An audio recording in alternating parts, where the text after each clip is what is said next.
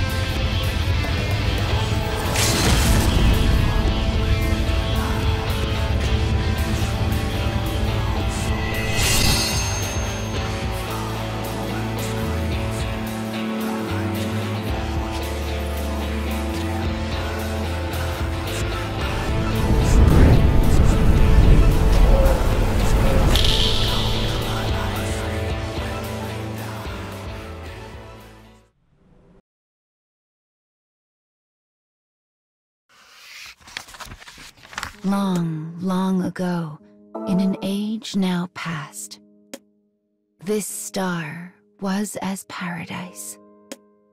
Men knew naught of fear, loss, despair. With lifetimes unto eternity, their days were peaceful and bright. Of its magic were born myriad creations. Mankind's spires towered proud, their stones never to crumble. Even the dark of night would softly smile to see the shining crystal nestled within. Within those walls, the people laughed and loved to their heart's content. A solitary man stands in the street. His robes are black, as is the custom. Only the mask concealing his face differs from others in shape and color. It marks this man as a leader. He is a most powerful mage.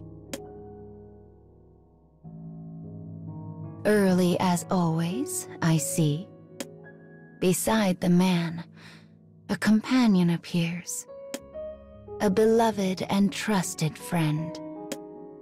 Soon, another will arrive, and the trio will revel until dawn, just as they have time and time again. This age, now long past, will always be his paradise.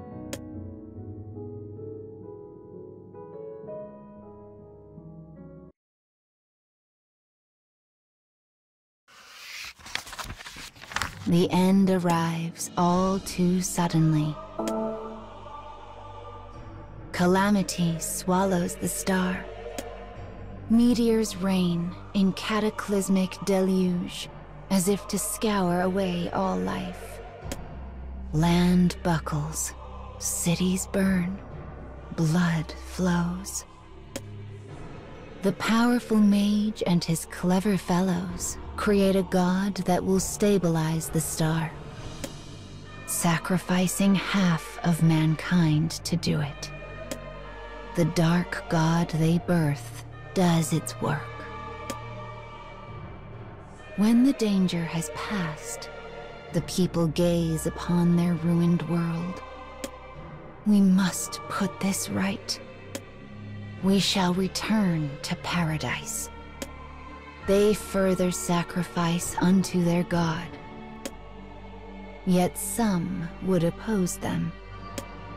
We must move forward. What's done is done. The future awaits. These souls create a brighter god, to challenge the other's dark deity. The gods clash for days without end. At last, the light of the future, the bright god emerges victorious. The decisive blow is so strong, it sunders both the darkness and the star. Thus does one world become 14.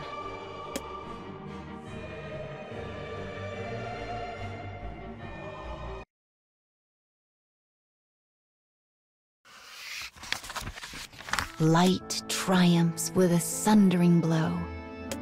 The powerful mage and his allies manage to withstand its impact, barely. When he opens his eyes, as the star lies shattered, so too do the souls upon it.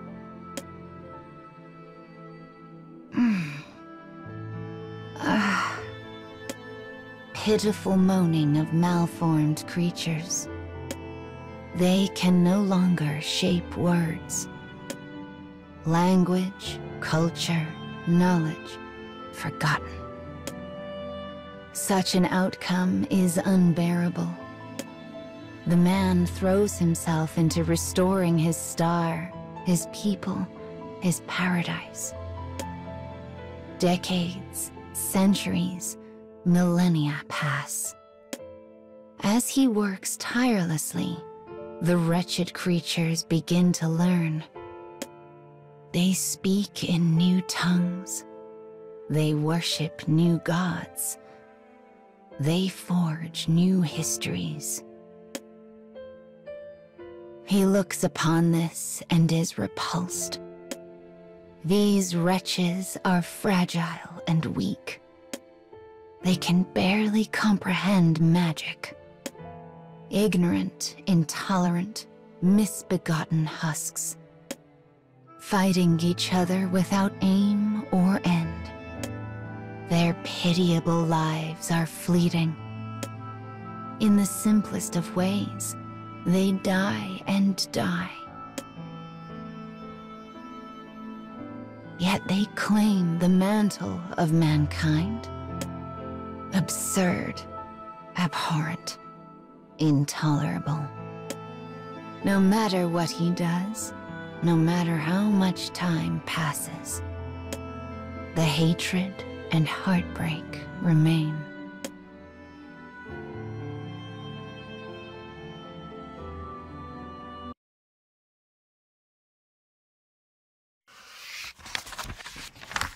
Long, long years have passed since the star and its people were sundered. Yet the man still lives, still fights to reclaim his paradise. At times, he mingles with the wretches, assuming false names and false lives. Today is no different. With borrowed eyes, he scorns the world. Back curled under exhaustion, sigh harmonic to a heavy countenance. Before him stands a cluster of miscreants. Gaze shrewd enough to pierce the spirit, the man spots a familiar hue. The precise color of an old friend's soul, a broken relic of paradise. But he has already passed an eternity with hope and grief. He has watched them die, forgotten them. Now, he simply does what can be done, grasping the last wisp of a dream that stubbornly fails to fade. A lone player in this tale of the star, his monologue an elegy.